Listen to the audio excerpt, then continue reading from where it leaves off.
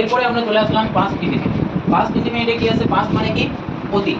Past মানে অতীত, আর হচ্ছে ইনডিফিনিট মানে তো অনিশ্চিত, তাই না? এবার এটা তো আমরা আগে থেকেই জানি যে অতীতকালে কোনো যদি সাধারণ ঘটনা ঘটে তাকেই আমরা কোন টেন্স লিখবো? পাস্ট ইনডিফিনিট টেন্সে লিখবো। এবার এখানে ডাইরেক্ট আমরা গঠনে চলে যাব। গঠন হচ্ছে subject plus V2 plus object. এখানে সেরকম কোনো কিছু ঝামেলা নাই, শুধুমাত্র কি রে এক্সাম্পল একটা দিয়ে দেই। মনে কর আই, বাংলায় লিখি,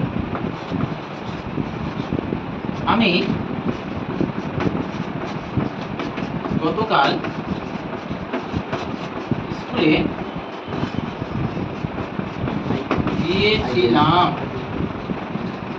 জায়গা চলে যাচ্ছিলাম, মনে কর গিয়েছিলাম, তাহলে আমি গতকাল স্কুলে গিয়েছিলাম। এটা কি হবে? সাবজেক্ট প্রথমে হবে, সাবজেক্ট কি রে?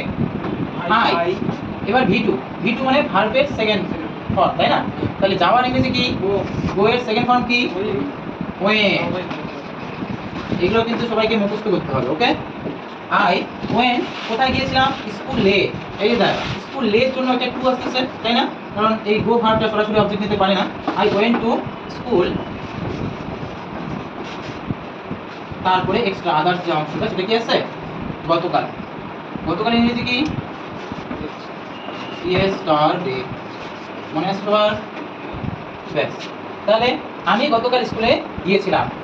অতীতে কোনো সাধারণ ঘটনা ঘটলে সেগুলোকে আমরা কিভাবে লিখি? পাস্ট ইনডিফিনিটে লিখি। তাহলে কি হবে? I went to school yesterday.